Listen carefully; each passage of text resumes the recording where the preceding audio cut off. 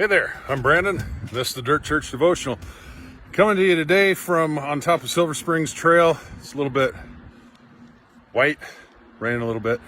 Anyway, I want to talk to you this morning about Christmas and about one of my favorite parts. I talked to you last week about some of my favorite decorations, and the Nativity has to be one of the top.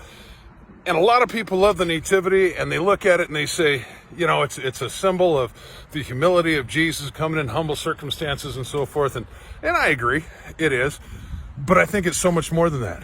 I think it's really a picture of grace and a picture of mercy. And this is why I say that.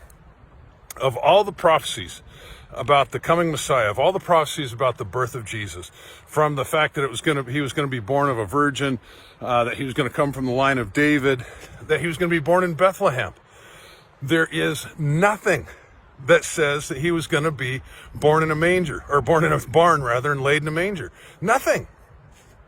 And so we got to ask ourselves, why? Why did that become such a big deal? Why is that such a thing?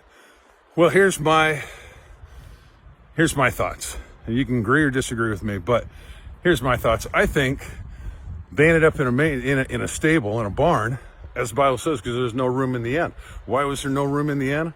I think maybe it was because Joseph and Mary weren't real good stewards of their time.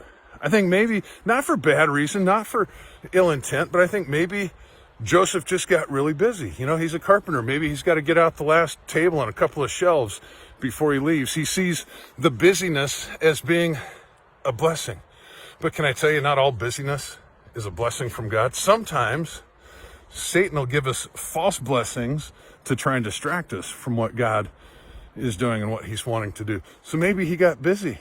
Or maybe they felt like so many in the church do today, that if it's God's call, if it's God's plan, it's God's problem. And to a degree, that's true. But you know what?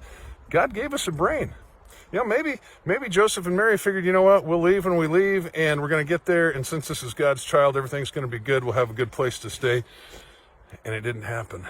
Why? God gave us a brain, and he expects us to use it. Listen to me. You can't do what God can do, but he won't do what you can. And sometimes you're just going to have to suck it up and deal with, with the results of what you did or you didn't do. But there is grace and there is mercy, and we see that in the stable. We see that in the manger, the baby that was born to save the world. We see that by the excitement that God expressed when he sent the angels to wake up the shepherds and send them to go and find the one born King of the Jews. Hey, chew on that. Try not to get too busy this season. Rest, but use your brain and use the gifts that God gave you. Talk to you next time.